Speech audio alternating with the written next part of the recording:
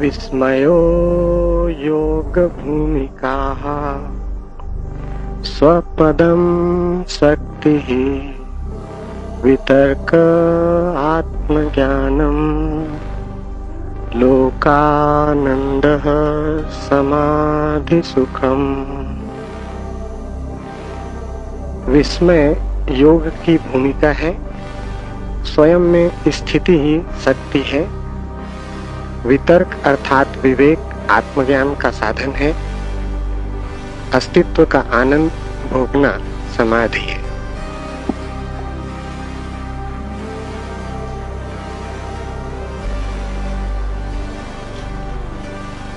विस्मय योग की भूमिका है, इसे थोड़ा समझें। विस्मय का अर्थ शब्दकोश में दिया है आश्चर्य, पर आश्चर्य और विस्मय में एक बुनियादी भेद, और वो भेद समझ में ना आए तो अलग अलग यात्राएं शुरू हो जाती। आश्चर्य विज्ञान की भूमिका है, विस्मय योग की। आश्चर्य बहिर्मुखी है, विस्मय अंतर्मुखी। आश्चर्य दूसरे के संबंध में होता है, विस्मय स्वयं के संबंध।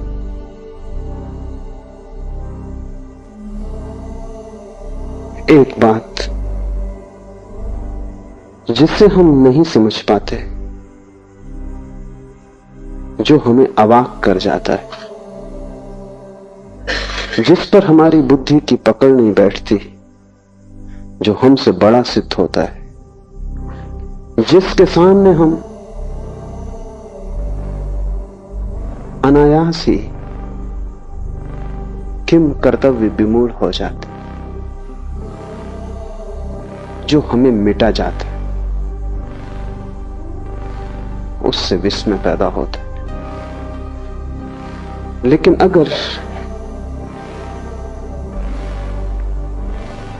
अगर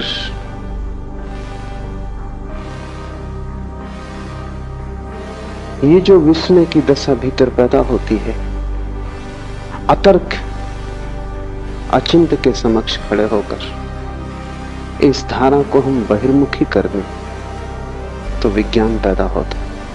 सोचने लगे पदार्थ के संबंध में, विचार करने लगे जगत के संबंध में, खोज करने लगे रहस्य की जो हमारे चारों ओर है, तो विज्ञान का जन्म होता है। विज्ञान आश्चर्य, आश्चर्य का अर्थ है विस्मय बाहर की ओर यात्रा पर निकल गया। और आश्चर्य और विस्मय में यह भी फर्क है कि जिस चीज के प्रति हम आश्चर्यचकित होते हैं, हम आज नहीं कल उस आश्चर्य से परेशान हो जाएंगे, आश्चर्य से तनाव पैदा होगा। इसलिए आश्चर्य को मिटाने की कोशिश होती है। विज्ञान आश्चर्य से पैदा होता है, फिर आश्चर्य को नष्ट करता है, व्याख्या खोजता है, सिद्धांत खोजता है, सूत्र चाबियां खोजता है, और जब तक चैन नहीं लेता, जब तक कि रहस्य मिट ना जाए, जब तक कि ज्ञान हाथ में ना आ जाए, जब तक विज्ञान न कह सके कि हमने समझ लिया, तब तक चैन नहीं। विज्ञान जगत से आश्चर्य को मिटाने में लगा है। अगर विज्ञान सफल हुआ तो दुनिया में ऐसी कोई चीज न रह जाएगी जो आदमी न कह सके कि हम जानते। इसका अर्थ हुआ जगत में कोई परमात्मा न बचेगा, क्योंकि परमात्मा का अर्थ ही ये होता है कि जिसे हम जान भी लें तो भी दावा न किया जा सके कि हम जानते, जो हमारे जानने के बाद भी जानने को शेष रह जाए, जिसे जान जानकर भी हम चुकता न कर पाए, जिसके विस्मय को अंत करने का कोई उपाय नहीं। एक तो ऐसी वस्तुएं हैं जिन्हें हमने जान लिया, उन्हें हम ज्ञात कहें। कुछ ऐसी वस्तुएं हैं जिन्हें हमने जाना नहीं लेकिन जान लेंगे, उन्हें हम अज्ञात कहें। और कुछ ऐसा भी है इस जगत में जिसे हमने जाना भी नहीं है और हम जान भी न पाएंगे, उसे हम अज्ञेय कहें। परमात्मा अज्ञेय है, वो तीसरा तत्व है। विज्ञान इसलिए परमात्मा को स्वीकार नहीं करता, क्योंकि विज्ञान कहता है ऐसा कुछ भी नहीं है जो न जाना जा सके।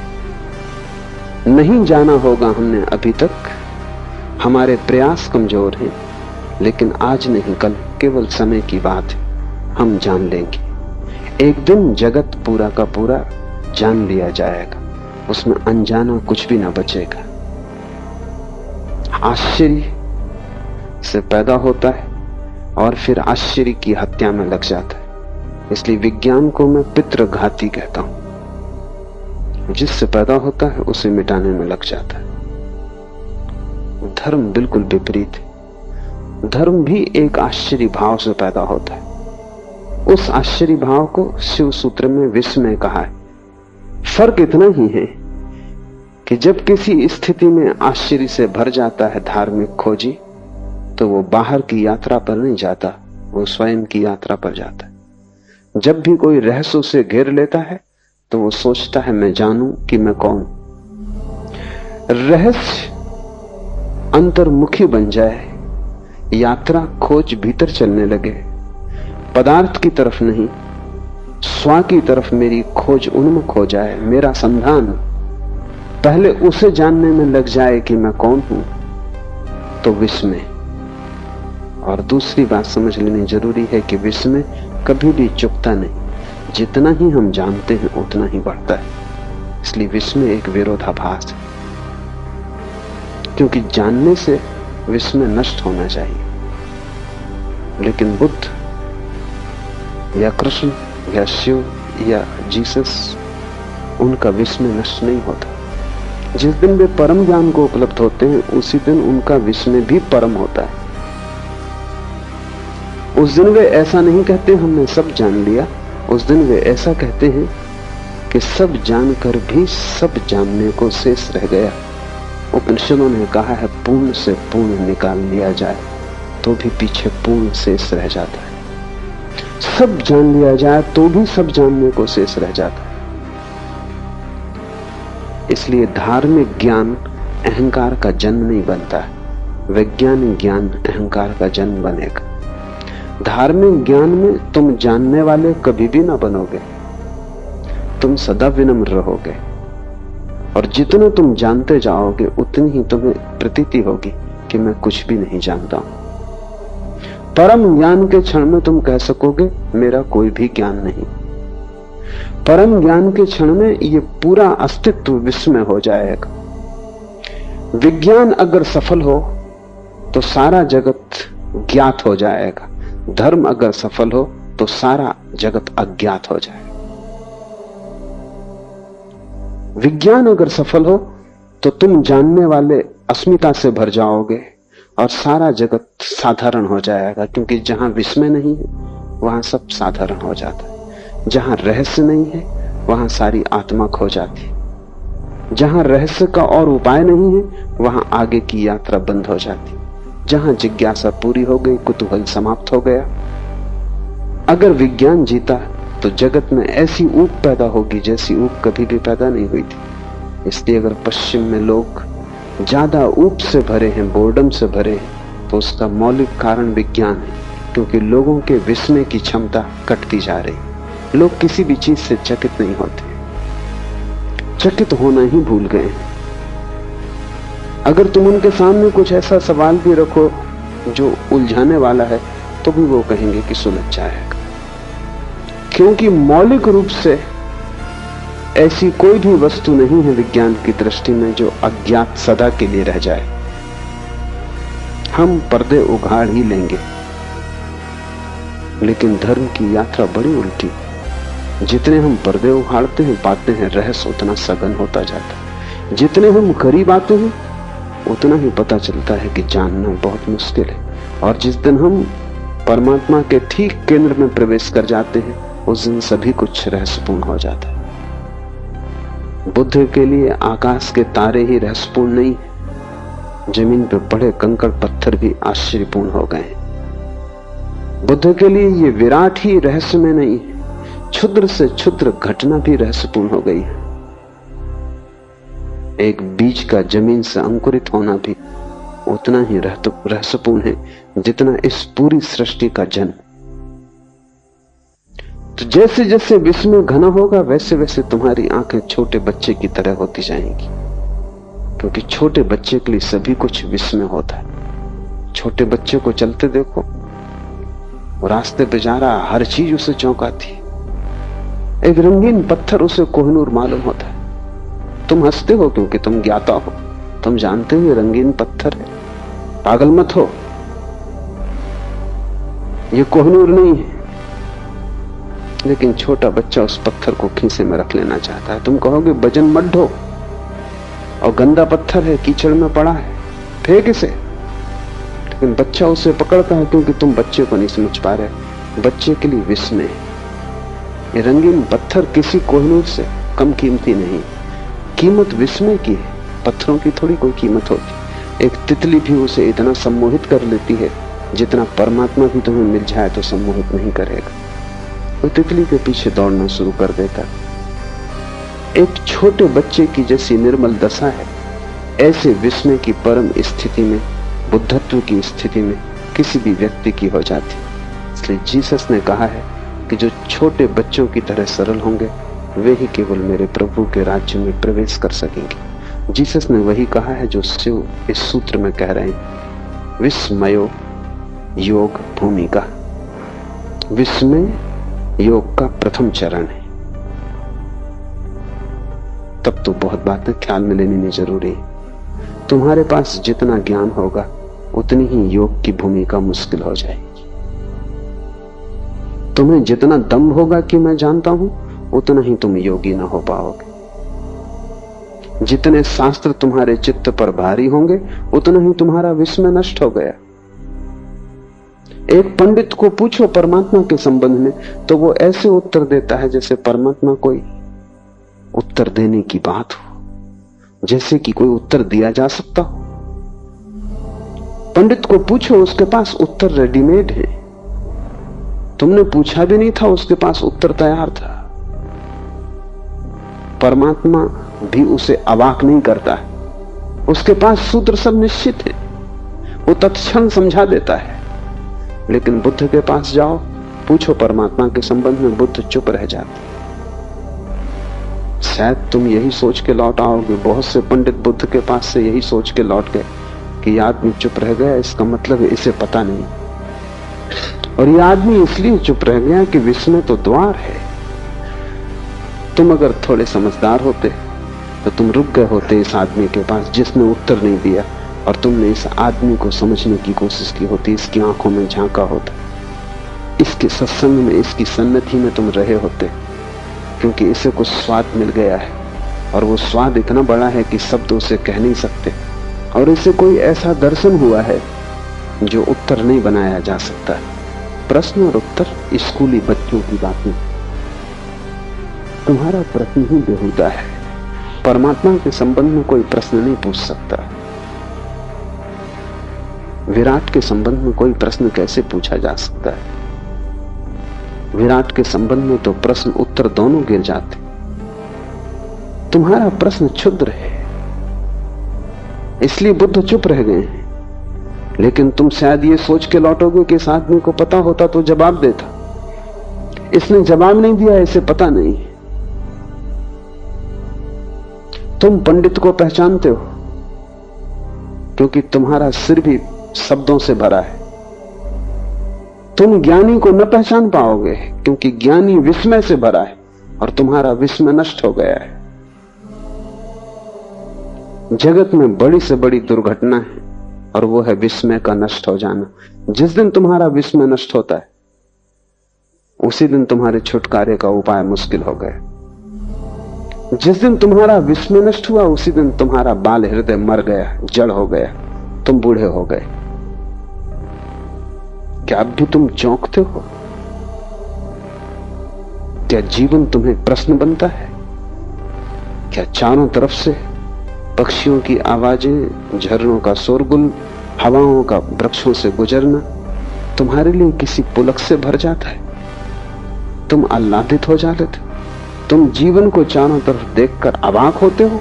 नहीं, क्योंकि तुम्हें सब पता है कि पक्षियों की आवाज, ये शोरगुल हवाओं का वृक्षों में, तुम्हारे पास हर चीज के उत्तर हैं। उत्तरों ने तुम्हें मार डाला है, तुम ज्ञान के पहले ज्ञानी हो गए। विस्मयो योग भूमिका, और जो व्यक्ति योग में प्रवेश करना चाहे, विस्मय उसके लिए द्वार है।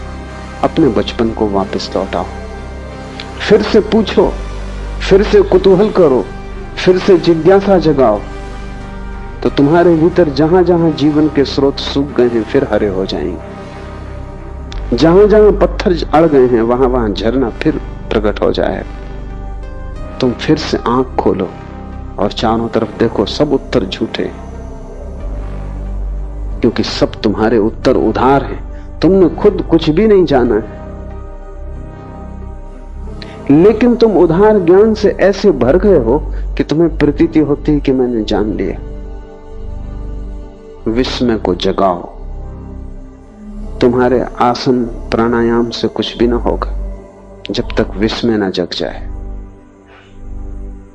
क्योंकि आसन प्राणायाम सब शरीर के।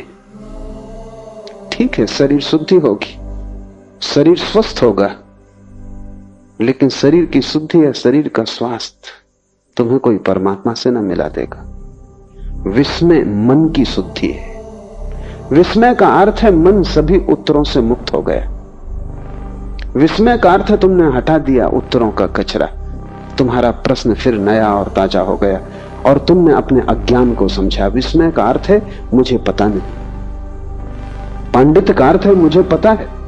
जितना तुम्हें पता है उतने ही तुम गलत हो। जब तुम सरल भाव से कहते हो मुझे कुछ भी पता नहीं, सारा जगत अज्ञात है, जो भी मुझे पता है वो भी काम चलाऊ है,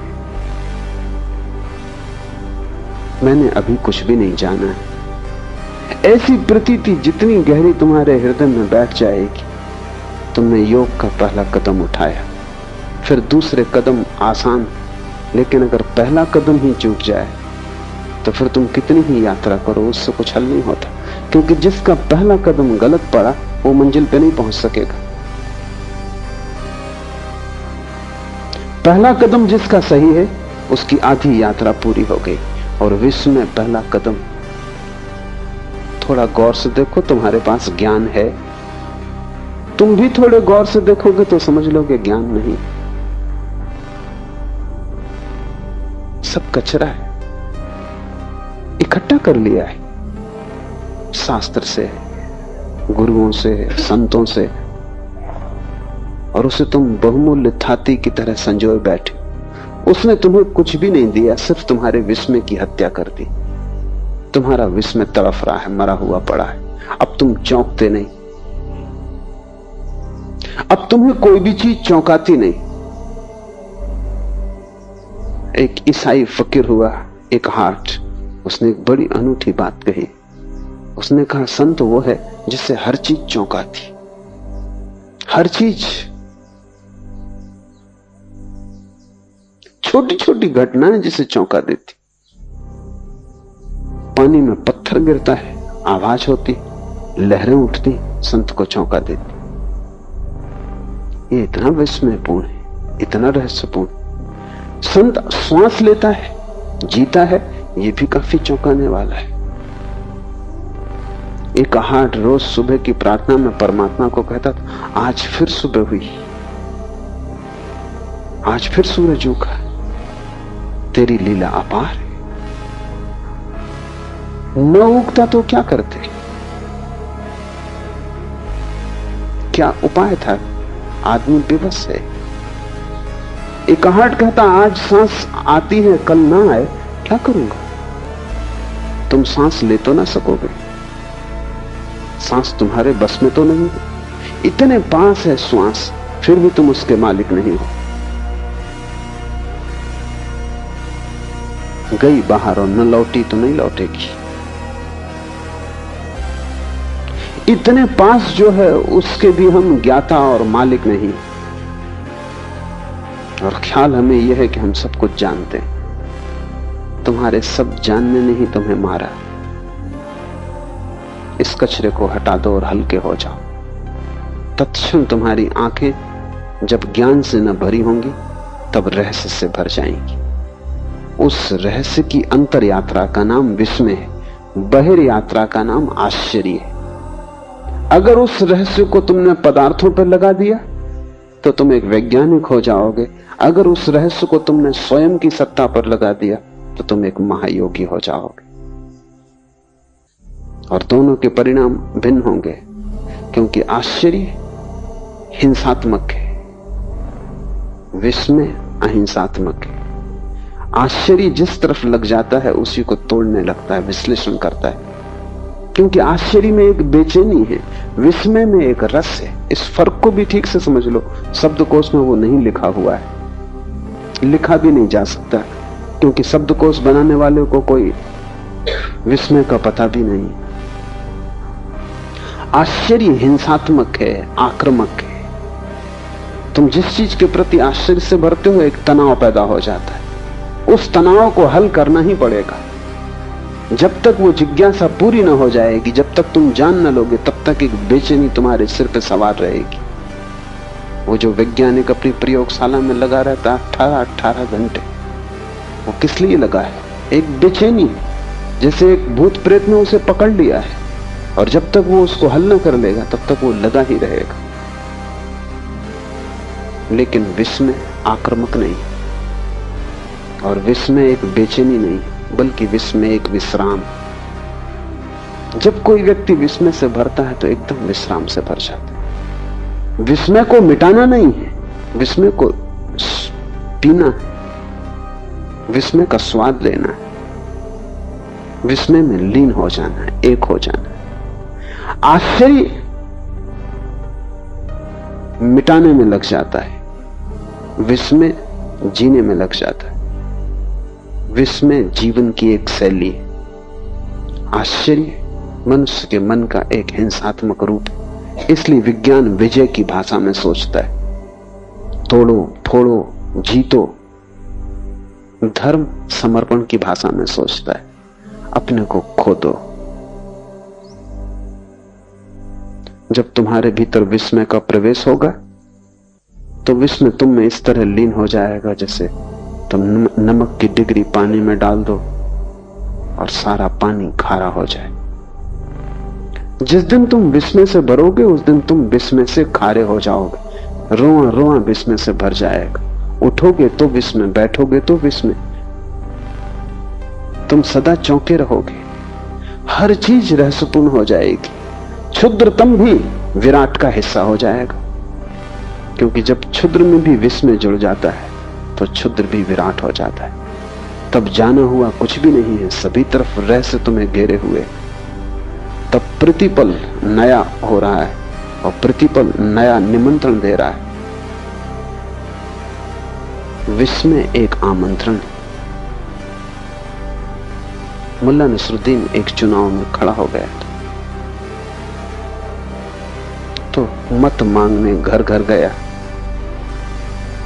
गांव में जो चर्च का पादरी था उसके द्वार पर भी गया। जब मत मांगने गया था तब भी उसके मुंह से शराब की बात आ रही थी। पादरी भला आदमी था, सीधे सीधे कहना अशिष्टता होगी, तो उसने नसरुद्दीन से कहा कि मुझे बस एक बात पूछनी, अगर संतोषजनक उत्तर दिया तो मेरा मत, मेरा वोट तुम्हारे लिए। क्या तुम कभी शराब पीते हो? पूछने का इसमें कुछ भी नहीं था, शराब वो पिए ही हुए था। नसरुद्दीन चौंका और उसने कहा कि इसके पहले कि मैं जवाब दूं, एक सवाल मुझे भी पूछना। ये जांच पड़ताल है या आमंत्रण?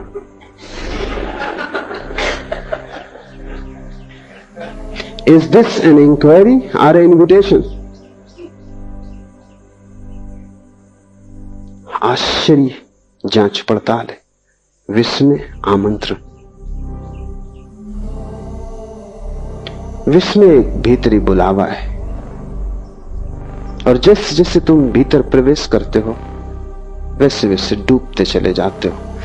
एक दिन ऐसा आएगा कि तुम ना बचोगे और विश्व में ही बचेगा। उस दिन परम ज्ञान घट गया।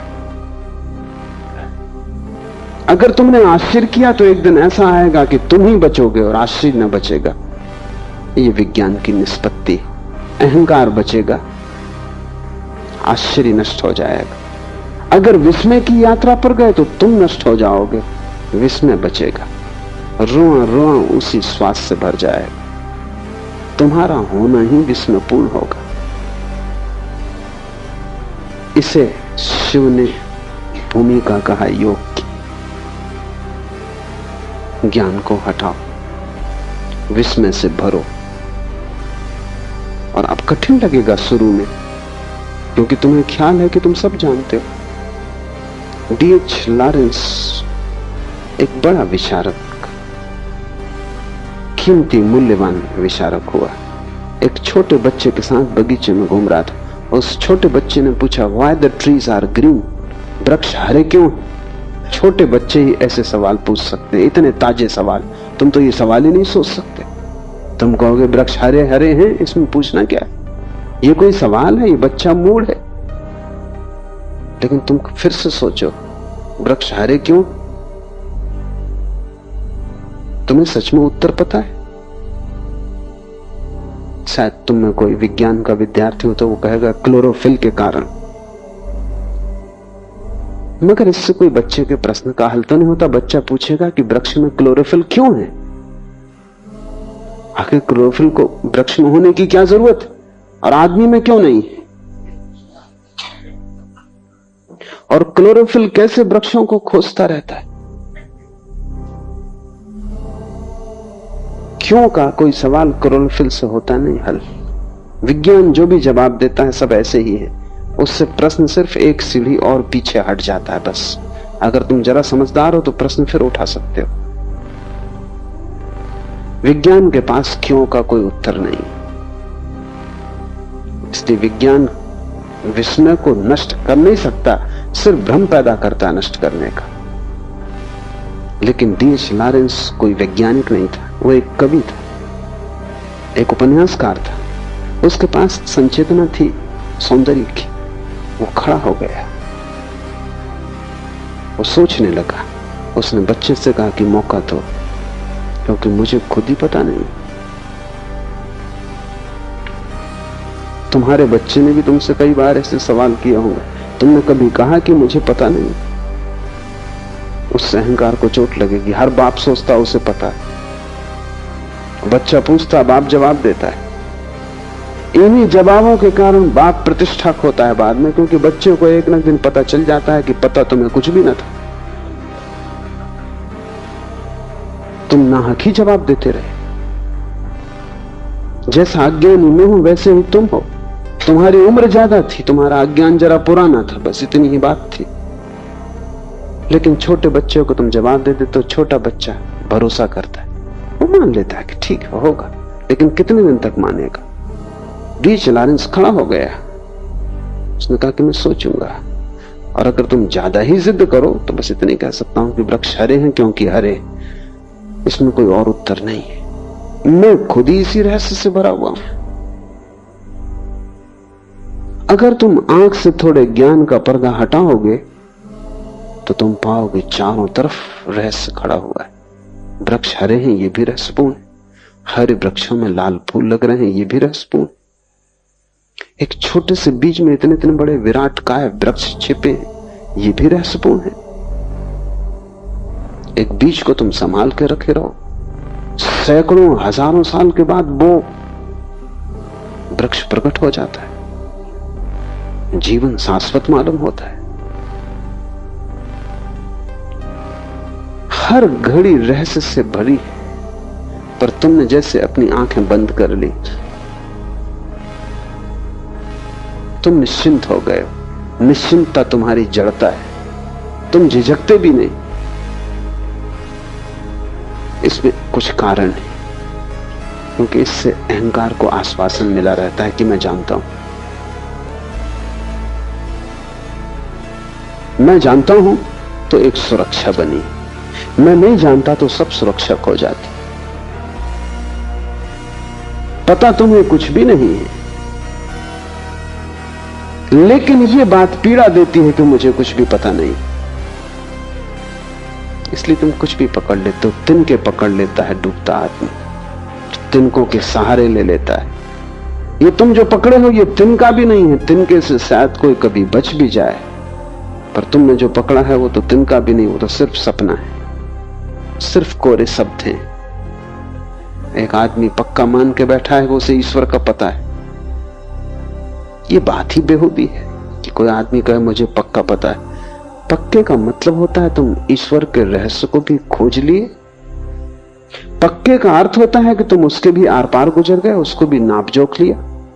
पक्के का अर्थ होता है वो भी माप लिया गया, तुमने तौल लिया तराजू पर, जांच पड़ताल कर ली प्रयोगशाला में। पक्के का क्या अर्थ होता है? एक दूसरा आदमी है जिसको पक्का पता है कि ईश्वर नहीं।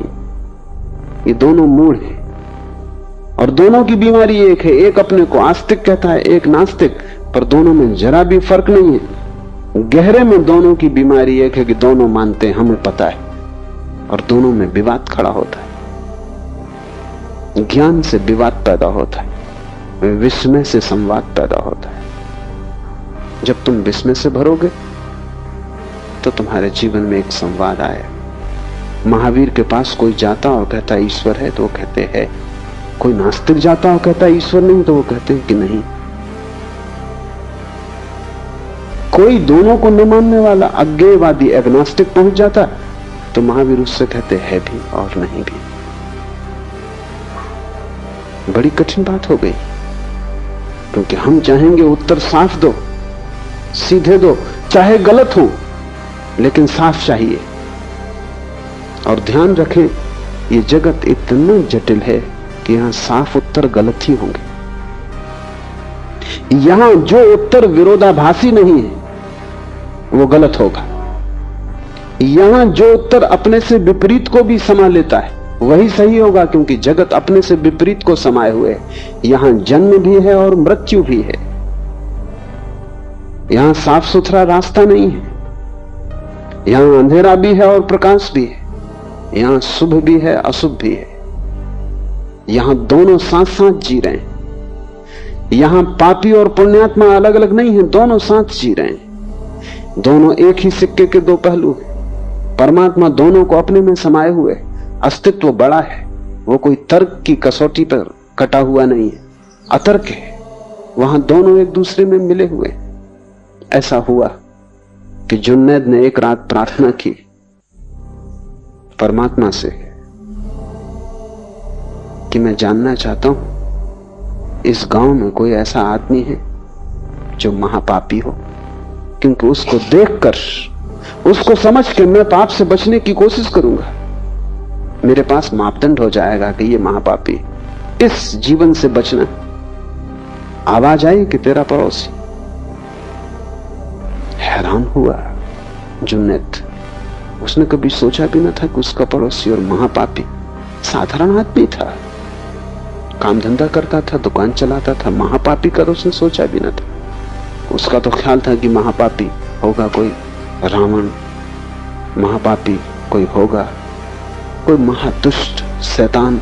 ये आदमी दुकान चलाता है, बाल बच्चे पालता है। बड़ी उलझन में पड़ गया। ये तो साधारण आदमी था, इसको तो महापापी कोई भी नहीं कहेगा। दूसरी रात उसने फिर प्रार्थना की कि ठीक, तू जो कहे ठीक, अब मुझे एक और मापदंड चाहिए कि इस गांव में जो सबसे बड़ा महात्मा हो, पुण्यात्मा हो, उसकी मुझे खबर दे दे। परमात्मा ने कहा कि वही आदमी वो जो तेरे पड़ोस में। जुन्नैद ने कहा तू मुझे मुश्किल में डाल रहा है, मैं वैसे ही काफी मुश्किल में हूं। दिन भर उस आदमी को देखता रहा, ऐसा कुछ महापाप नहीं देखा, और अब और झंझट खड़ी हो गई। पुण्यात्मा भी वही है। तो आवाज आई, मेरी दुनिया में दोनों जुड़े, सिर्फ बुद्धि तोड़ के चीजों को देखती है। यहां बड़े से बड़े संत के पीछे भी छाया पड़ती, यहां बड़े से बड़े पापी के चेहरे पर भी रोशनी है। इसीलिए तो यह संभव होता है कि पापी चाहे तो संत हो जाए, संत चाहे तो पापी हो जाए। इतनी आसानी से बदलाहट इसलिए तो संभव है कि दोनों छिपे हैं एक में ही। अंधेरा और उजेला अलग अलग नहीं है, रात और दिन जुड़े हैं। तर्क तोड़ता है और साफ रास्ते बनाता है। तर्क ऐसे है जैसे कि तुमने एक छोटा सा बगीचा बना लिया हो, साफ सुथरा, कटा पिटा। जीवन जंगल की तरह है, वहां कुछ साफ सुथरा नहीं, वहां सब चीजें एक दूसरे से उलझी। जो जीवन को समझने चला है उसे साफ कटे कटाए उत्तरों से बचने की क्षमता चाहिए। उनको पकड़ लेने में सुरक्षा है, क्योंकि तुम्हें आश्वासन हो जाता है कि ठीक मुझे पता है। जैसे तुम्हें लगता है मुझे पता है, तुम्हारी हिम्मत आ जाती, जिंदगी में चलने में भरोसा आ जाता। इसलिए तुम डरते हो ज्ञान छोड़ने से, इसलिए बड़ी पीड़ा होती। तुमसे कोई धन छीन ले, इतनी मुसीबत नहीं, फिर कमा लेंगे। और धन तो मिट्टी थी, तुम जानते ही थे। तुमसे कोई पद छीन ले, कोई बड़ी चिंता की बात नहीं, तुम खुद भी त्याग सकते हो। लेकिन ज्ञान, तो इधर मैं देखता हूं एक अनूठी घटना घटती।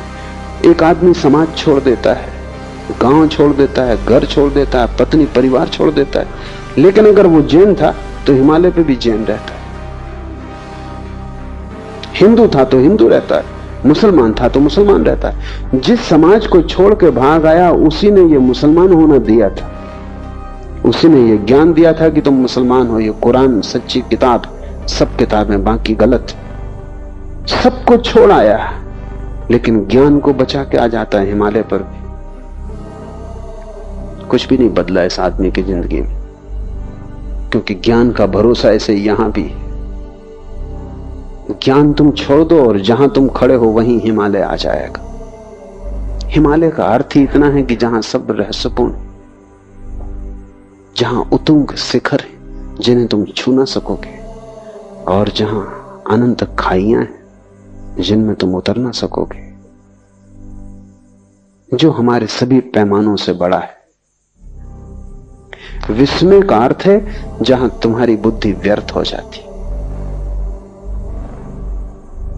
जहां तुम्हारा अहंकार असमर्थ हो जाता है, जहां तुम एकदम असहाय हो जाते हो। तुम रो सकते हो वहां, हंस सकते हो वहां, लेकिन बोल नहीं सकते। कहा जाता है कि मूसा जब सिनाई के पर्वत पर गए तो रोए भी, हंसे भी, पर बोले नहीं। पीछे लौट के जब उनके शिष्यों ने पूछा कि ये क्या हुआ, परमात्मा सामने मौजूद था और परमात्मा ने खुद कहा, मोसेस जूते बाहर उतार के आ, क्योंकि पवित्र भूमि है, यहां मैं मौजूद हूं। तो तुमने जूते उतारे, तुम रोए भी, तुम हंसे भी, बोले क्यों नहीं? ये मौका क्यों छोड़ दिया? जो भी पूछने जैसा था पूछ लेना था। एक कुंजी तो मांग ही लेनी थी जिससे सभी ताले खुल जाते। मोसेस ने कहा जब वो सामने था तब बुद्धि खो गई, तब हृदय ही बचा। खुशी में रोया भी, खुशी में हंसा भी। और ये मजा है जिंदगी का कि खुशी में तुम रो भी सकते और हंस भी सकते। इसलिए ये मत सोचना कि जो रोता है वो दुख में ही रोता है, वो तर्क का हिसाब है। जिंदगी तर्क को मानती नहीं। सब तर्क की सीमाओं को तोड़ के जिंदगी की नदी बाढ़ की तरह बहती। आदमी खुशी में रो भी सकता है, तब उसके आंसुओं का गुणधर्म बदल जाता है, तब उसके आंसुओं में आनंद की झलक होती। हंस भी सकता है। ये विपरीत एक को ही प्रकट करने वाले बन सकते हैं, यही जीवन का रहस्य। तो मोसेस ने कहा हृदय ही बचा, मेरी बुद्धि तो खो गई। जहां मैंने जूते छोड़े लगता है वहीं सिर भी छूट गए। और मंदिर के बाहर जूते ही मत छोड़ना, सिर भी वहीं रखाना। जूतों के साथ जो सिर को रखाएगा मंदिर के बाहर, वही मंदिर में प्रविष्ट होता है। और जूते और सिर का बड़ा जोड़ है, इसलिए जब तुम किसी से गुस्से में आ जाते हो तो जूता उसके सिर में मारते। साधु अपना ही जूता अपने सिर में मार लेता है। ये दो छोर हैं, ये दो अतियां हैं। एक तरफ जूते हैं, एक तरफ सिर है। दोनों के मध्य में तुम हो, और वो जो मध्य बिंदु है तुम्हारा, वहां सभी विपरीत मिल रहे हैं। वहां तुम्हारे पैर और वहां तुम्हारा सिर मिल रहा है, वही हृदय है। तो मोसेस ने कहा, रोया हंसा, क्योंकि विस्मय से भर गया, अवाक रह गया। मोसेस ने कहा, अब सो ना सकूंगा, अब जो देखा है उसे अनदेखा ना कर सकूंगा, अब जो हो गया अब उसका मिटना नहीं हो सकता। वो मौजिज़ जो पहले था अब बचा नहीं, अब मैं दूसरा ही आदमी हूं, ये एक नया जन्म। इसको हिंदू द्विज कहते हैं, जब कोई आदमी का ऐसा दूसरा जन्म हो जाए। सभी ब्राह्मण द्विज नहीं, कभी कभी कोई ब्राह्मण द्विज हो पाता है। द्विज का मतलब जनेऊ पहन लेने से नहीं, द्विज शब्द का अर्थ है दोबारा जिसका जन्म हो। ये मोसेस ने कहा कि अब मैं द्विज हूं, ट्वाइस बॉर्न, अब मैं दूसरा आदमी हूं, अब वो आदमी मर गया। विस्मय से अगर तुम गुजरोगे तो तुम्हारा पुराना मर जाएगा और नए का जन्म होगा, और अगर तुम विस्मय में ठहर गए तो प्रतिपल नया जन्मता है और पुराना नष्ट होता है, प्रतिपल पुराना जाता है और नया आता है। फिर तुम्हारी धारा शाश्वत है, फिर तुम कभी जराजीर्ण न होगे, फिर तुम्हें शाश्वत जीवन की स्फुरणा मिल गई। इसलिए शिव कहते हैं विस्मय योग की भूमिका है। दूसरा सूत्र है स्वपदम शक्ति, स्व में स्थिति शक्ति है, विस्मय भूमिका है। विस्मय का अर्थ है भीतर की तरफ यात्रा है। मैं कौन हूं, इस प्रश्न की अंतर खोज। बाहर गए आश्चर्य, बाहर गए तर्क, बाहर गए विज्ञान, भीतर आए विस्मय, ध्यान, प्रार्थना, सारी विधि बदल जाती। विस्मय तुम्हें भीतर लाएगा, क्योंकि जब सारा जगत रहस्यपूर्ण मालूम पड़ेगा तब एक ही प्रश्न महत्वपूर्ण रह जाएगा कि मैं कौन हूं। यह विस्मय का मौलिक आधार है कि मैं कौन हूं, और जब तक मैं इस मैं को ही न जान लूं तब तक मैं जिसे जानने चला हूं वो यात्रा हो नहीं सकती। कैसे मैं जानूंगा इन वृक्षों को, कैसे मैं जानूंगा तुम्हें, कैसे जानूंगा पर को, जब मैं ही अभी अज्ञात और अज्ञान में हूं, जब मुझे मेरा ही पता नहीं। इसलिए मैं कौन हूं ये महामंत्र है। और जल्दी उत्तर मत देना, क्योंकि तुम्हारे पास उत्तर तैयार है। तो मैं कौन हूं तुम भीतर से कहते हो, मैं आत्मा हूं, ये उत्तर काम ना आएगा, ये तो तुम्हें पता ही है। इससे तुम्हारी जिंदगी बदली नहीं। ज्ञान आग है, वो तुम्हें जला देगा। जब तुम कहते हो मैं कौन हूं और भीतर से आवाज आती, वो भीतर की आवाज नहीं है, वो तुम्हारा सिर बोल रहा है। सिर में छिपे शास्त्र बोल रहे हैं, स्मृति बोल रही है। जब तुम कहते हो मैं आत्मा हूं तो ये 2 कौड़ी का है, इसका कोई मूल्य नहीं, क्योंकि इससे तुम बदले नहीं। ये आग नहीं है, ये राख है। इसमें कभी अंगारा रहा होगा, किसी ऋषि को इसमें अंगारा रहा होगा, तुम्हारे लिए तो ये सिर्फ राख है। जिस लिए अंगारा रहा वो तो खो गया इस जगत से, तुम राख को ढो रहे हो।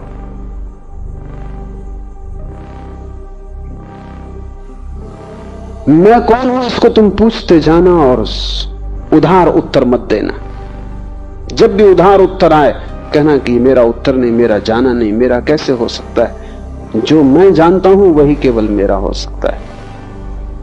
जो तुम उपलब्ध करोगे अपने श्रम से वही केवल तुम्हारी संपदा है। ज्ञान में चोरी नहीं चल सकती, और न ज्ञान में भिखमंगापन चलता है। न तुम भीख मांग सकते, न तुम चोरी कर सकते। यहां डकैती नहीं चल सकती। यहां तो तुम्हें स्वश्रम से ही स्वयं को निर्मित करना होगा। दूसरा सूत्र है स्व में स्थिति शक्ति है। जैसे ही विस्मय पैदा हो भीतर की तरफ चलना, डूबना, और स्व में स्थित हो जाने की चेष्टा करना। क्योंकि जब तुम पूछते हो मैं कौन हूं तो कब तुम्हें उत्तर मिलेगा। अगर इसका उत्तर तुम्हें चाहिए तो भीतर स्व में ठहरना पड़ेगा। उसको ही हमने स्वास्थ्य कहा है, स्वयं में ठहर जाना। और जब कोई व्यक्ति स्वयं में ठहर जाएगा तभी तो देख पाएगा। दौड़ते हुए तुम कैसे देख पाओगे। तुम्हारी हालत ऐसी है कि तुम एक तेज रफ्तार की कार में जा रहे हो, एक फूल तुम्हें खिड़की से दिखाई पड़ता है, तुम पूछ भी नहीं पाते ये क्या है कि तुम आगे निकल गए। तुम्हारी रफ्तार तेज और वासना से तेज रफ्तार दुनिया में किसी और यान की नहीं है। चांद पर पहुंचना हो रॉकेट भी वक्त लेता है, तुम्हारी वासना को उतना वक्त भी नहीं लगता, इसी क्षण तुम पहुंच जाते हो। वासना तेज से तेज गति है, और जो वासना से भरा है उसका अर्थ है कि वो ठहरा हुआ नहीं, भाग रहा है, दौड़ रहा है। और तुम इतनी दौड़ में हो कि तुम पूछो भी कि मैं कौन हूं तो उत्तर कैसे आएगा। ये दौड़ छोड़नी होगी, स्व में स्थित होना होगा। थोड़ी देर के लिए सारी वासना, सारी दौड़, सारी यात्रा बंद कर देनी होगी। लेकिन एक वासना समाप्त नहीं हो पाती कि तुम 25 को जन्म दे लेते हो। एक यात्रा पूरी नहीं हो पाती कि 25 नए रास्ते खुल जाते हैं, तुम फिर दौड़ने लगते हो। तुम्हें बैठना आता ही नहीं, तुम रुके ही नहीं हो जन्मों से। मैंने सुना है कि एक सम्राट ने एक बहुत बुद्धिमान आदमी को वजीर रखा, लेकिन वजीर बेईमान था और उसने जल्दी ही साम्राज्य के खजाने से लाखों करोड़ों रुपए उड़ा दिए। जिस दिन सम्राट को पता चला, उसने वजीर को बुलाया और उसने कहा कि मुझे कुछ कहना नहीं, जो तुमने किया है वो ठीक नहीं और ज्यादा मैं कुछ कहूंगा नहीं। तुमने भरोसे को तोड़ा, बस इतना ही कहता हूं कि तुम अब अपना मुंह मुझे मत दिखाओ, इस राज्य को छोड़कर चले जाओ और व्यर्थ की बातचीत इसमें न फैले, इसलिए मैं किसी को भी इस संबंध में कुछ न कहूंगा। तुम्हें भी कोई किसी से कुछ कहने की जरूरत नहीं। वजीर ने कहा, सुने, कहेंगे चला जाऊंगा, ये पक्की है बात कि मैंने करोड़ों रुपए चुराए, लेकिन फिर भी एक सलाह वजीर होने के नाते मैं आपको देता हूं, और वो ये कि अब मेरे पास सब कुछ है। बड़ा महल है, पहाड़ पर बंगले हैं, समुद्र के किनारे बंगले हैं, सब कुछ मेरे पास है। पीढ़ियों दर पीढ़ियों तक अब मुझे कुछ कमाने की जरूरत नहीं, बच्चों को कुछ कमाने की जरूरत नहीं। आप मुझे अलग करके दूसरे आदमी को वजीर रखेंगे, उसको फिर आबासा से शुरू करना पड़ेगा।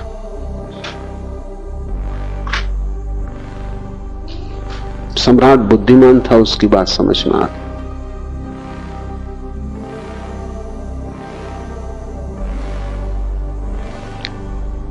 ऐसा क्षण तुम्हारे जीवन में कभी नहीं आता है जब तुम कह सको अब सब मेरे पास है।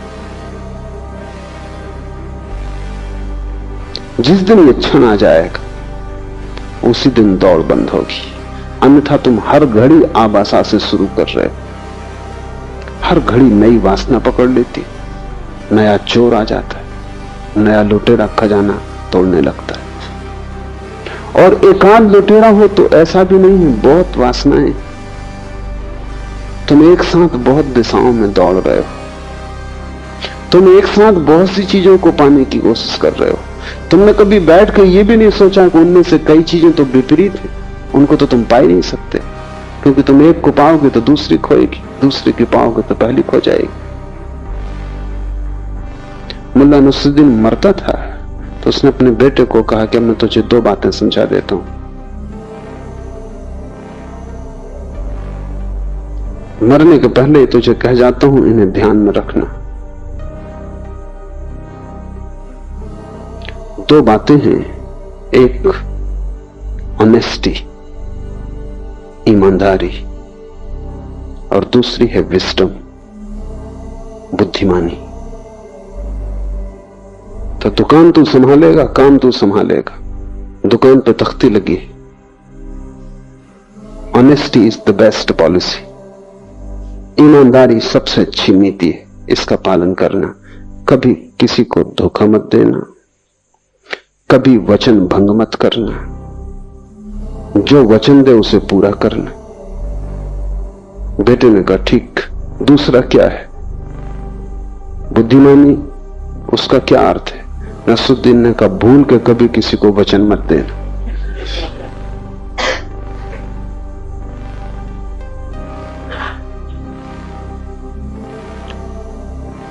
बस ऐसा ही विपरीत बटा हुआ जीवन है।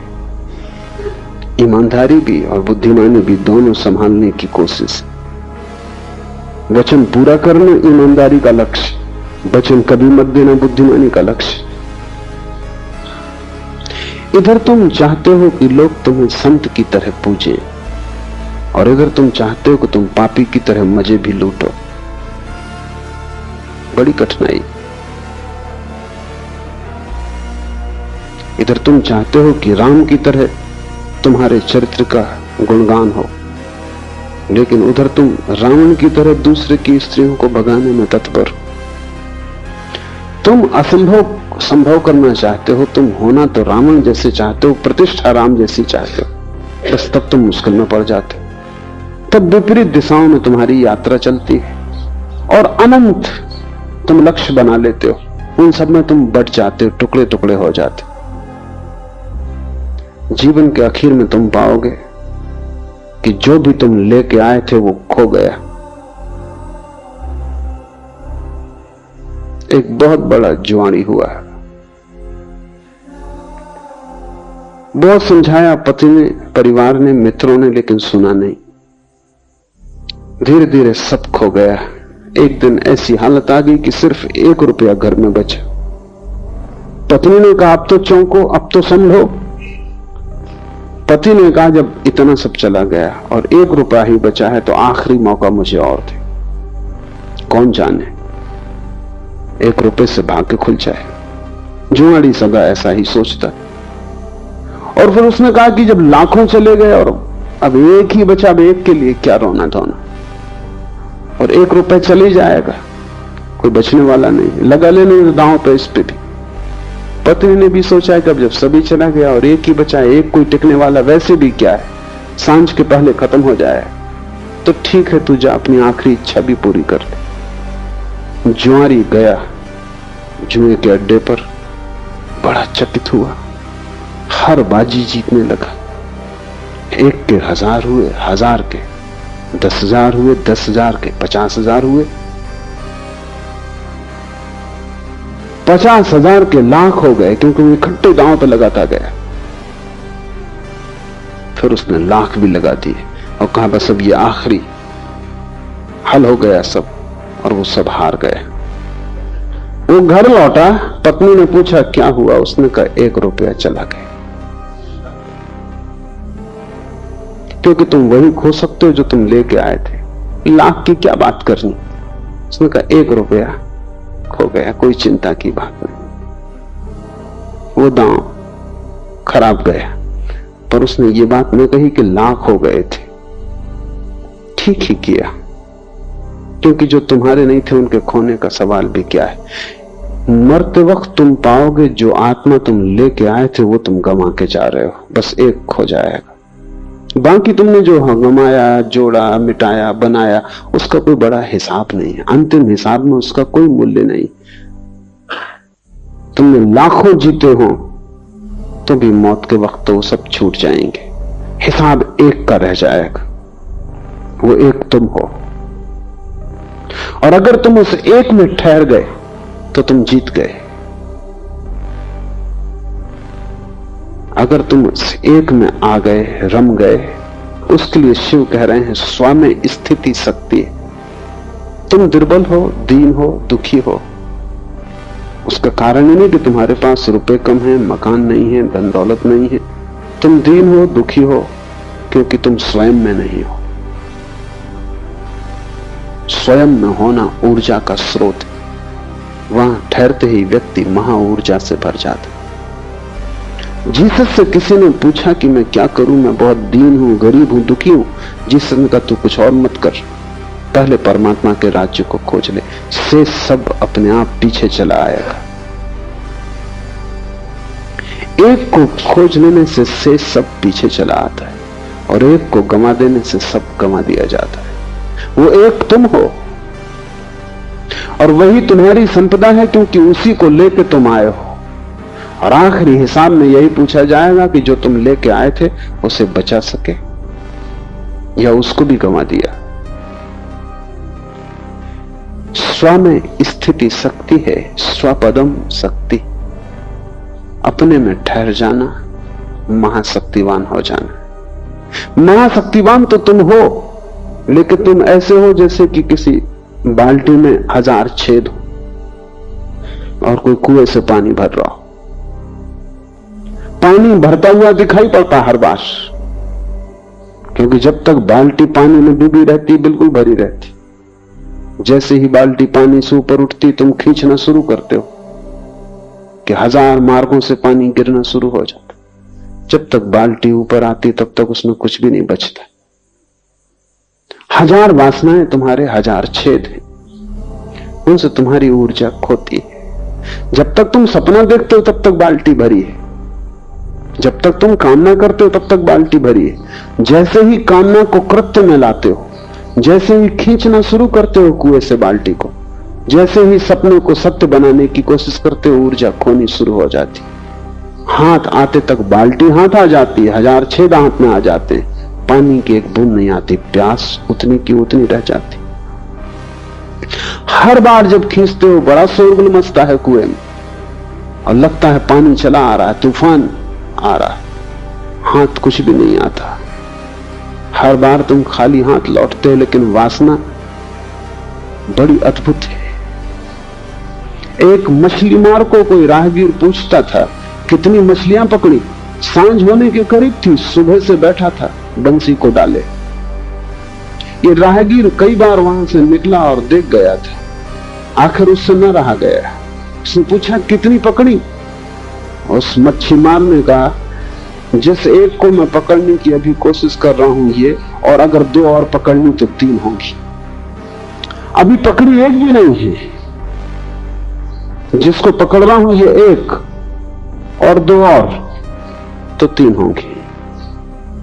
तुम हमेशा इस मच्छी मार की हालत में हो, जिसको पकड़ रहे हो ये एक और 2 अभी सपने में, और ये भी अभी सत्य नहीं हुई है, और हिसाब 3 का है, और तुम बड़े प्रसन्न हो रहे हो। जब भी बाल्टी हाथ में आती तुम पाते हो फिर खाली आ गई। और ध्यान रहे जितनी बार तुम डालते हो कुएं में, छेद उतने बड़े होते जाते। इसलिए बच्चे प्रसन्न मालूम होते हैं, बूढ़े बिल्कुल उदास मालूम होते हैं, उनकी बाल्टी छेद ही छेद हो गई। कितनी बार डाल चुके, निकाल चुके, सब छेद बड़े हो गए, लेकिन फिर भी पुरानी आशा मरती नहीं, कभी तो भरी हुई आ जाएगी, क्योंकि भरी हुई दिखाई पड़ती है, फिर पानी गिरता हुआ भी दिखाई पड़ता है। शक्ति तो तुम्हारे पास है परमात्मा की, लेकिन मन तुम्हारे पास छेद वाली बाल्टी की तरह।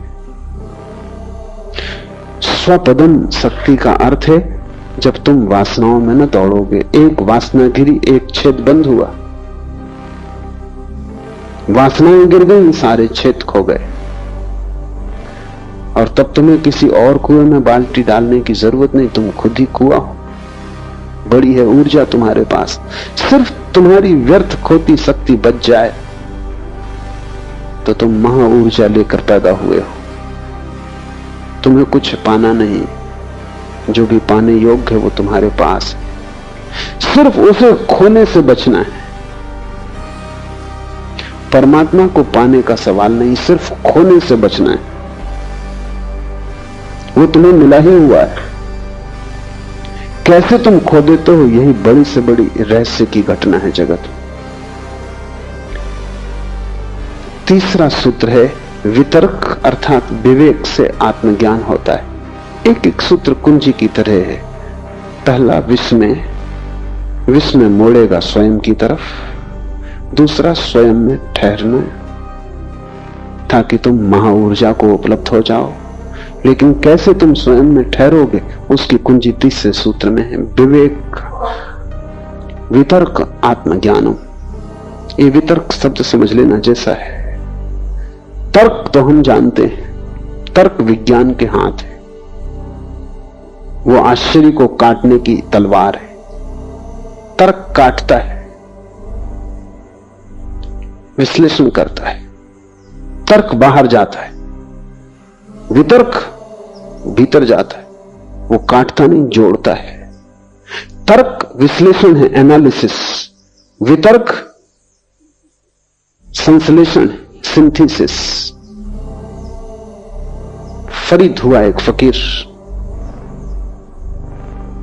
एक भक्त उसके पास एक सोने की कैंची ले आया, बड़ी बहुमूल्य थी, हीरे जवाहरात लगे थे, और उसने कहा कि मेरे परिवार में चली आ रही सदियों से, करोड़ों का दाम है इसका, मैं इसका क्या करूं, आपके चरणों में रख जाता हूं। फरीद ने कहा तू इसे वापस ले जा, अगर तुझे कुछ भेंट ही करना हो तो एक सुई डोरा ले आना, क्योंकि हम तोड़ने वाले नहीं, जोड़ने वाले।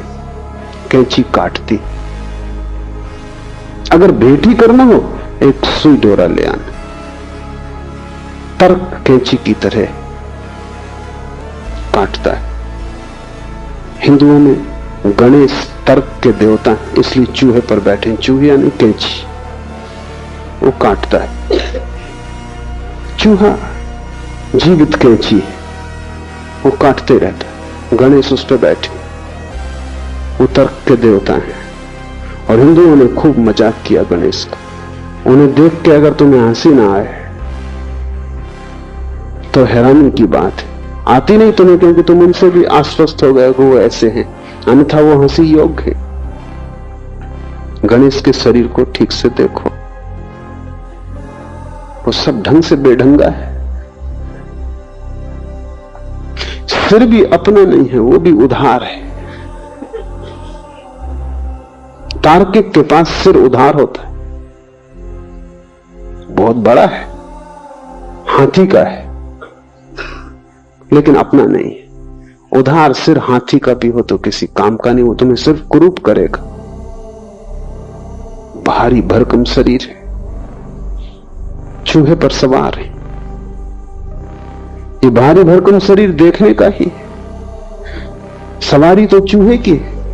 कितना ही बड़ा पंडित हो, लेकिन सवारी चूहे की है, वो कैंची, तर्क। फरीद ने ठीक कहा कि अगर भेंट ही करनी हो तो एक सुई धागा दे जाना, क्योंकि हम जोड़ते। वितर्क जोड़ने की कला है। वितर्क शब्द का अर्थ होता है विशेष तर्क।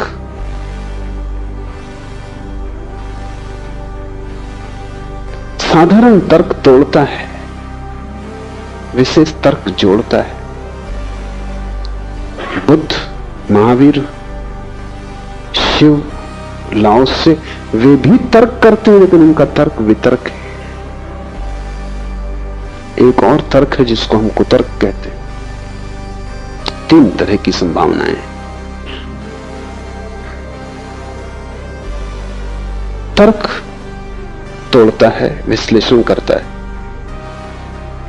लेकिन लक्ष्य उसका बुरा नहीं, आश्चर्य को हल करना है। उसे तोड़ने में रस नहीं है, तोड़ना प्रक्रिया है। लक्ष्य तो किसी सिद्धांत की उपलब्धि है जिससे कि आश्चर्य समाप्त हो जाए, चीजें साफ सुथरी हो जाएं। लक्ष्य सृजनात्मक है तर्क का, लेकिन जब तर्क का कोई लक्ष्य ही नहीं होता और सिर्फ तोड़ना ही लक्ष्य हो जाता है, जब मजा मारने में नहीं आने लगता, तब हम उसे कुतर्क कहते हैं। तर्क पागल हो जाए तो कुतर्क हो जाता है। विक्षिप्त अवस्था है तर्क की, तब वो पागल हो जाता, तब वो तोड़ने में लग जाता है, तब कोई और लक्ष्य नहीं रह जाता, नष्ट करना ही रसपूर्ण हो जाता है। वितर्क तर्क की अंतर यात्रा है। तुम यहां तक आए हो घर से चल के, तो नजर, तुम्हारी दृष्टि, तुम्हारी दिशा इस तरफ रही, मेरी तरफ रही, पीठ घर की तरफ हो गई थी। यहां से जब तुम लौटोगे घर की तरफ, रास्ता वही होगा। रास्ते में क्या फर्क पड़ना है, रास्ता वही होगा, सिर्फ दिशा बदल जाएगी। पीठ मेरी तरफ होगी, मुंह घर की तरफ होगा। तर्क और वितर्क में रास्ता तो वही है, इसलिए उसको वितर्क कहते हैं। विशेष तर्क, रास्ता तो वही है लेकिन दिशा बदल गई।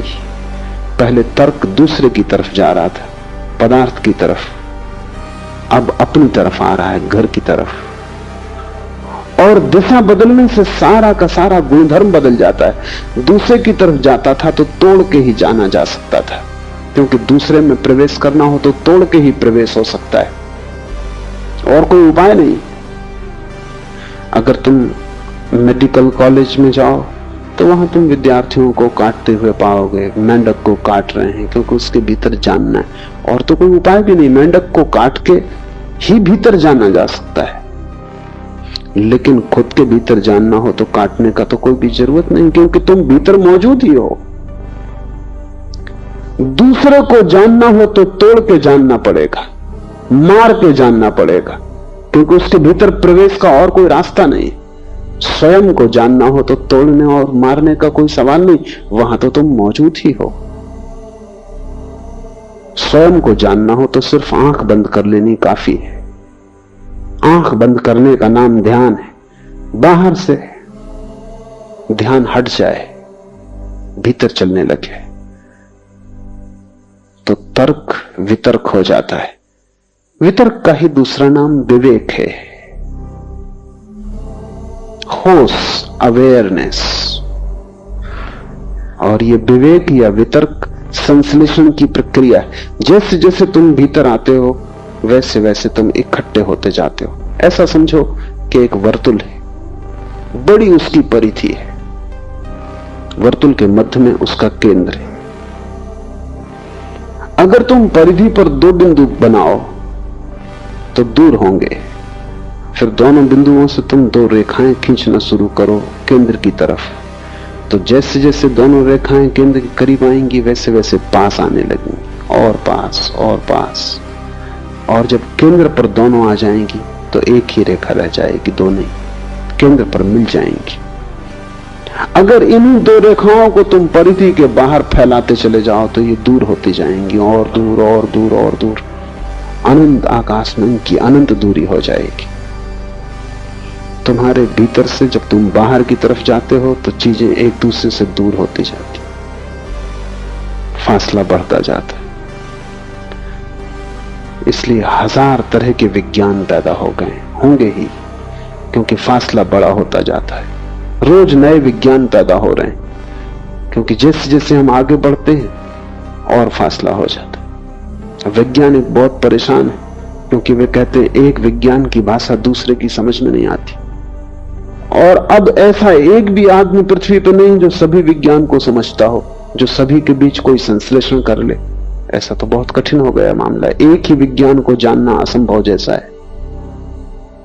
तो दुनिया में ज्ञान बहुत है लेकिन संश्लेषण बिल्कुल खो गया। और धर्म एक है, उनके नाम कितने ही अलग हों, क्योंकि जैसे ही कोई व्यक्ति भीतर की तरफ आता है फासला कम होने लगता है, केंद्र पर सब चीजें जुड़ जाती। केंद्र परम संश्लेषण, अल्टीमेट सिंथेसिस है। वितर्क अर्थात विवेक से आत्मज्ञान होता है। तोड़ो मत, बाहर मत जाओ,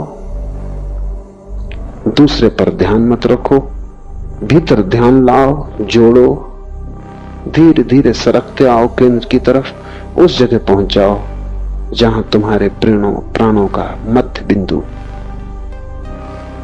वहां ठहर जाओ, वहां ऊर्जा उत्पन्न होगी। वो जो हम प्रकाश देखते हैं बुद्ध और महावीर में, वो जो हम आनंद देखते हैं कृष्ण में, मीरा में, चैतन्य में, वो किस बात का आनंद है? वो रोशनी किस बात की खबर है? वे उस जगह पहुंच गए जहां अनंत ऊर्जा का स्रोत है। अब वे दरिद्र नहीं, अब वे दीन नहीं, अब वे किसी से मांग नहीं रहे, अब वे सम्राट हो गए। उनका सम्राट होना तुम्हारी भी संभावना है, लेकिन एक एक कदम उठाना जरूरी है। विस्मय, स्वामी स्थिति की धारणा, वितर्क से स्वयं तक पहुंचने का उपाय। और चौथा सूत्र है लोकानंदा समाधि सुखम, अस्तित्व का आनंद भोगना समाधि सुख है। और जब तुम स्वयं में पहुंच गए, ठहर गए, तो तुम अस्तित्व की गहनतम स्थिति में आ गए। वहां सघनतम अस्तित्व है, क्योंकि वहीं से सब पैदा हो रहा है। तुम्हारा केंद्र तुम्हारा ही केंद्र नहीं, सारे लोक का केंद्र है। हम परिधि पर ही अलग अलग हैं। मैं और तू का फासला शरीरों का फासला है। जैसे ही हम शरीर को छोड़ते और भीतर हटते हैं, वैसे वैसे फासले कम होने लगते हैं। जिस दिन तुम आत्मा को जानोगे, उसी दिन तुमने परमात्मा को भी जान लिया। जिस दिन तुमने अपनी आत्मा जानी, उसी दिन तुमने समस्त की आत्मा जान ली, क्योंकि वहां केंद्र पर कोई फासला नहीं है। परिधि पर हम में भेद है, वहां भिन्नताएं, केंद्र में हम में कोई भेद नहीं है। वहां हम सब एक अस्तित्व रूप है। शिव कहते हैं उस अस्तित्व को स्वयं में पाकर समाधि का सुख उपलब्ध होता है। समाधि सुखम, इस शब्द को समझ लेना जरूरी है। तुमने बहुत से सुख जाने हैं, कभी भोजन का सुख, कभी स्वास्थ्य का सुख, कभी प्यास लगी तो जल से तृप्ति का सुख, कभी शरीर भोग का सुख, संभोग का सुख। तुमने बहुत सुख जाने, लेकिन इन सुखों के संबंध में एक बात समझ लेनी जरूरी है, और वो ये कि उन सुखों के साथ दुख जुड़ा हुआ है। अगर तुम्हें प्यास न लगे तो पानी पीने की तृप्ति भी ना होगी। प्यास की पीड़ा तुम झेलने को राजी हो तो पानी पीने का मजा तुम्हें आएगा। दुख पहले और दुख लंबा और सुख क्षण भर, क्योंकि जैसे ही कंठ से पानी उतरा तृप्ति हो गई, फिर दुख, फिर प्यास। भूख न लगे, भूख की पीड़ा न हो तो भोजन की कोई तृप्ति नहीं। इसलिए एक दुनिया में बड़ी दुर्घटना घटती, जिनके पास भूख है उनके पास भोजन नहीं। वे भोजन का मजा ले सकते थे, उन्हें भोजन में सुख आता, क्योंकि वे बड़ा दुख झेल रहे हैं भूख का। और जिनके पास भूख नहीं है उनके पास भोजन है, वे भोजन का सुख ले नहीं पाते, भोजन से दुख ही मिलता उनको उल्टा।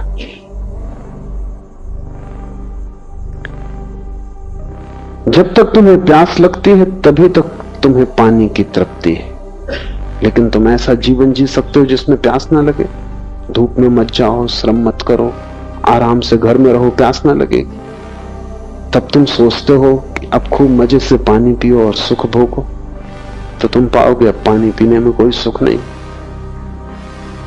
जिस आदमी ने दिन भर श्रम किया है उसे ही रात सोने का सुख मिलेगा। अभी बड़ी कठिन बात हो गई। अगर रात सोने का सुख चाहिए तो दिन मजदूर जैसी जिंदगी चाहिए।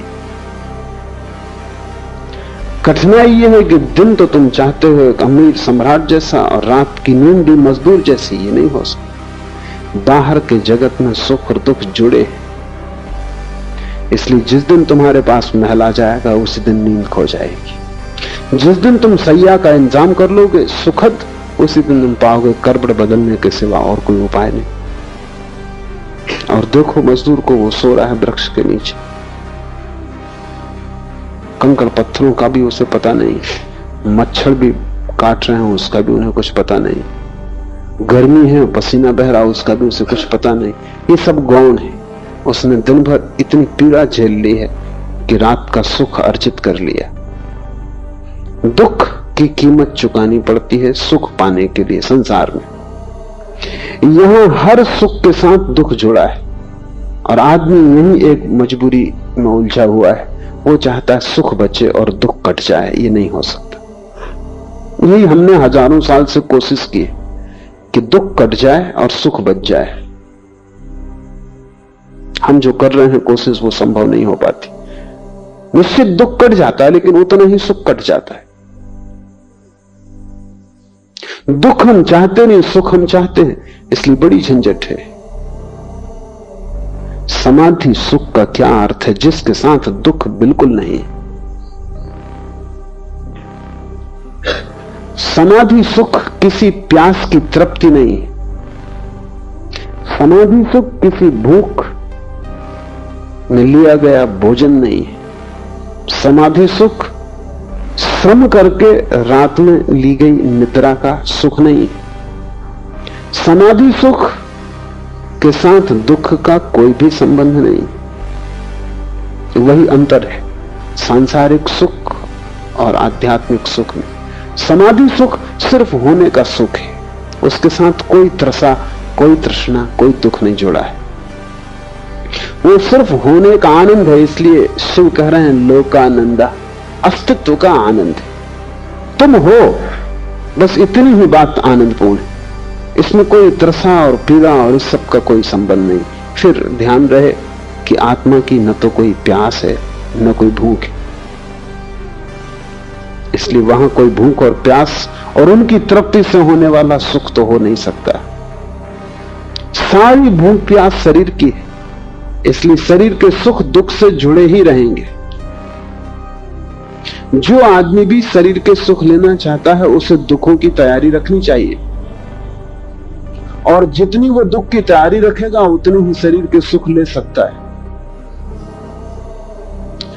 आत्मा का सुख शुद्धतम सुख है, वहां दुख का कोई उपाय नहीं है, लेकिन वो केंद्र पर घटता है। परिधि पर तो तुम शरीर हो, शरीर परिधि है, वो तुम्हारा घेरा है घर का, वो तुम नहीं हो। वो तुम्हारा बाहरी वर्तुल है, केंद्र पर तुम आत्मा हो। वहां एक नए सुख का आविर्भाव होता है। वो सुख सिर्फ होने का सुख है, सिर्फ होना मात्र। वहां दुख की कोई खाई नहीं है और वहां सुख का कोई शिखर नहीं। वहां ऊंचाइयां नीचाइयां नहीं, वहां पाना खोना नहीं है, वहां दिन रात नहीं है, वहां श्रम विश्राम नहीं, वहां तुम सिर्फ हो।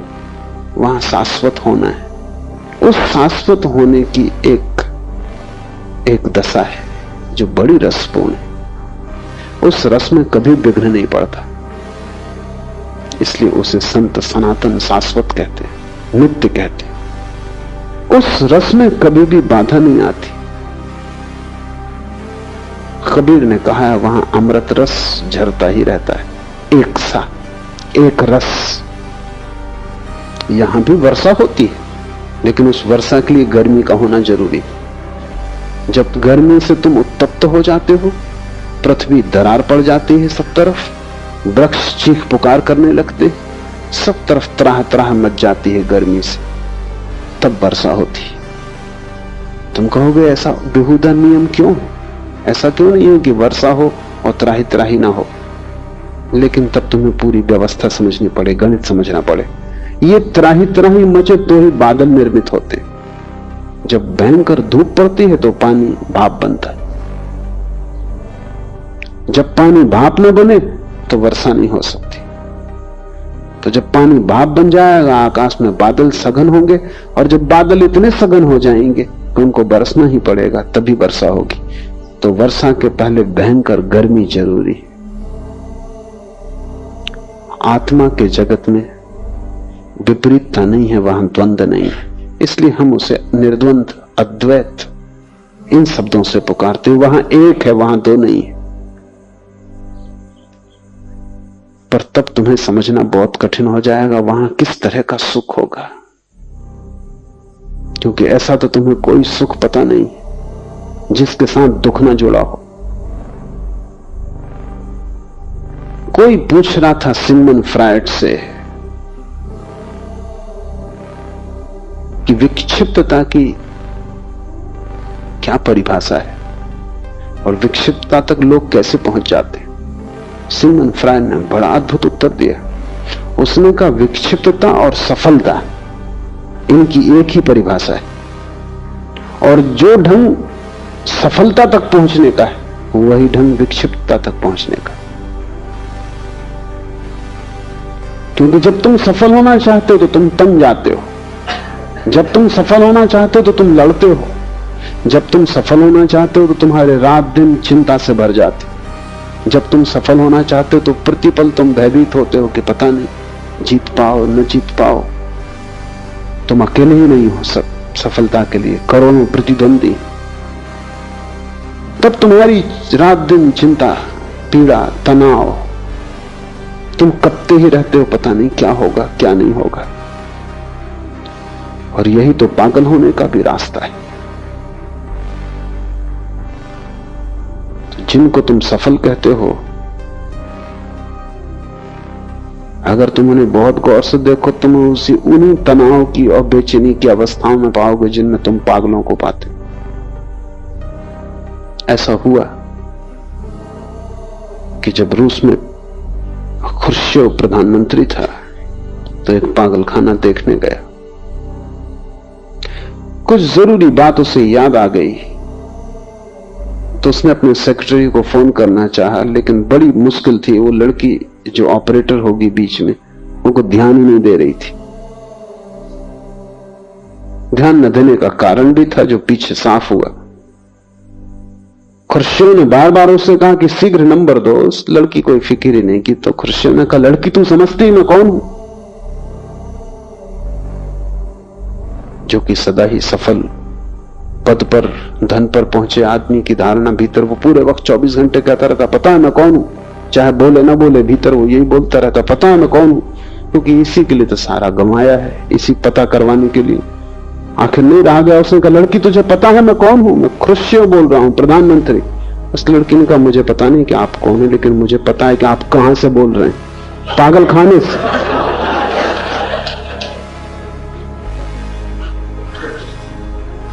लेकिन सभी प्रधानमंत्री वहीं से बोल रहे हैं, और कोई जगह है भी नहीं जहां से वो बोल। खुर्शीव एक बार लंदन आया। किसी ने उसे बहुमूल्य कपड़ा भेंट किया था।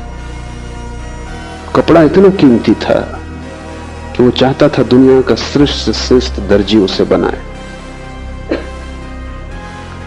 मास्को में भी उसने पूछवाया, जो अच्छे से अच्छा दर्जी था। वो चाहता था एक कोट भी बन जाए, एक बंडी भी बन जाए, एक पैंट भी बन जाए। पर उस दर्जी ने कहा कि मुश्किल, 3 चीजें मुश्किल, 2 कोई भी बन सकती हैं। कपड़ा इतना कीमती था कि वो चाहता था पूरा सूट ही बने। तो लंदन ले आया। लंदन के दर्जी ने उसको देखा तो उसने कहा कि ठीक है, एक पैंट, एक कोट, एक बंडी तो बन ही सकती, कुछ कपड़ा भी बचेगा, आपके बच्चे के लिए भी बन सकता है। तो खुर्शीव बहुत हैरान हुआ। उसने कहा, क्या? और मैंने अपने दर्जी को पूछा मास्को में। हद कर दी उस बेईमान ने। वो कह रहा था कि इसमें बस 2 चीजें बन सकती। तो लंदन के दर्जी ने कहा, आप उस पर नाराज ना हो, मास्को में आप बहुत बड़े आदमी, ज्यादा कपड़ा लगेगा, लंदन में आप ना कुछ।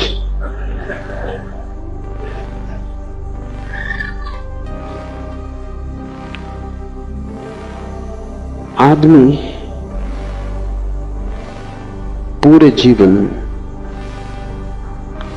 जिन जिन सुखों की खोज में, सफलताओं की, महत्वाकांक्षाओं की खोज में होता है, उनके साथ साथ उतने दुख झेलने की तैयारी में से गुजरना पड़ता है, और वो दुख तोड़ जाते हैं। इसके पहले कि तुम सफल हो, तुम करीब करीब असफल हो जाते हो। संसार में सफल कोई होता ही नहीं, क्योंकि यहां सफलता की कीमत में इतनी गहरी विक्षिप्तता झेलनी पड़ती है, इतना पागलपन झेलना पड़ता है। जब तक सफलता हाथ में आती है, हाथ में आने योग्य नहीं रह जाती।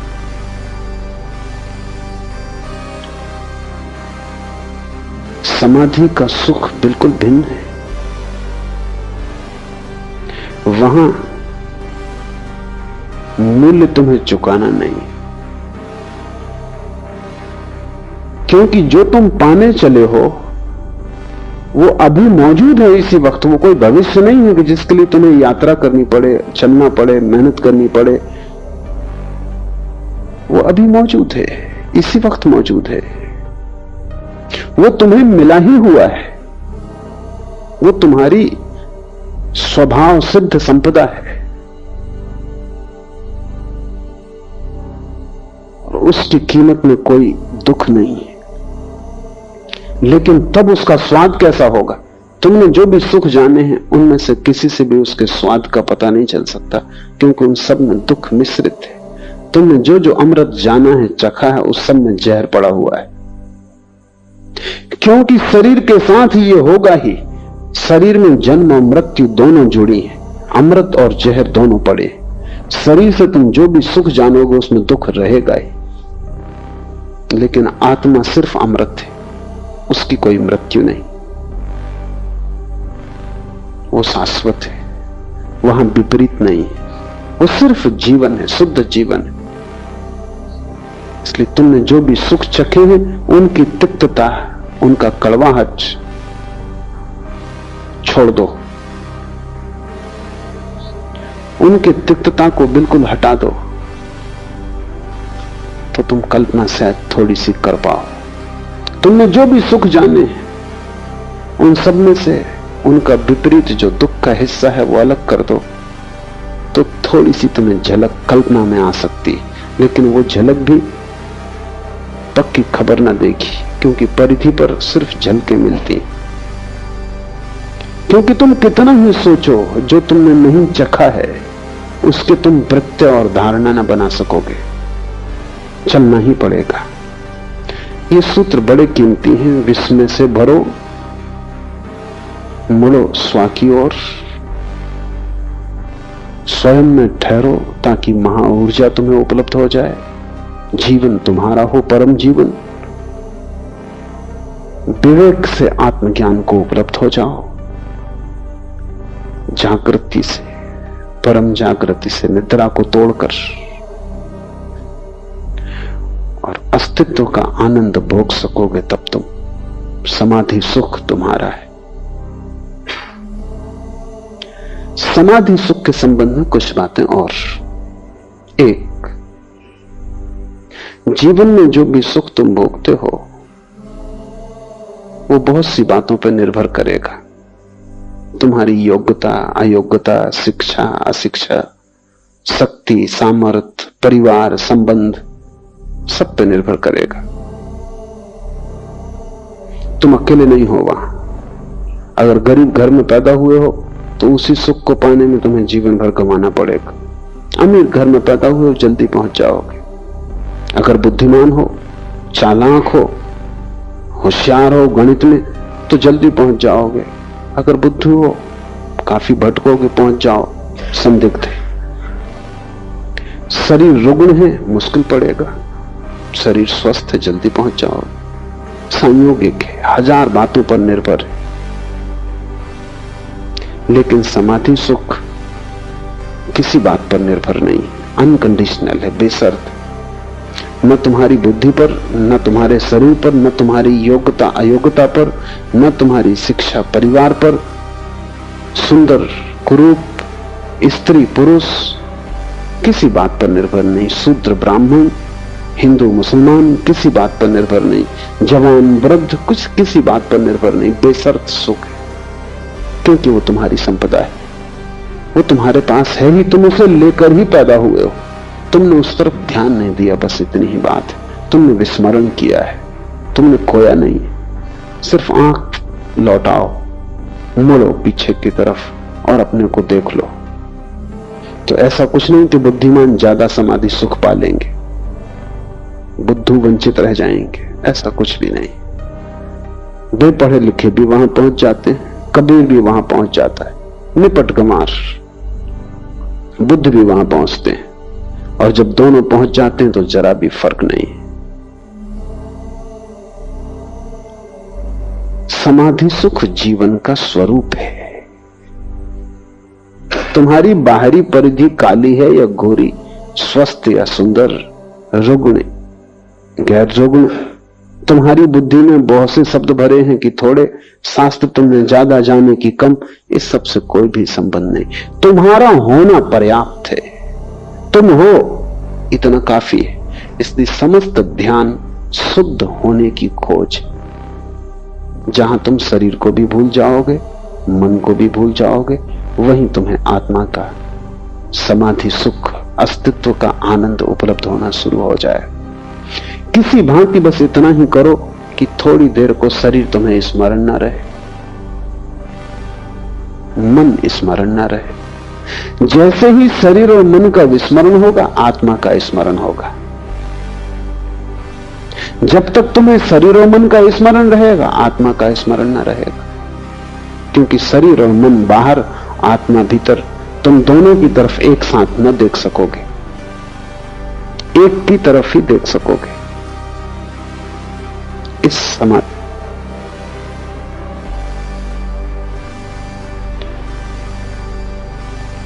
पहली गर्दन का मोड़ना ही सारा श्रम लेता है। एक बार कुंजी हाथ में आ गई, फिर तुम मालिक हो। फिर जब चाहा तब तुम मजे से संसार में घूमो। तुम्हारे समाधि सुख को कोई छीन ना सकेगा। तुम दुकान पर बैठो, तुम समाधि सुख में रहोगे।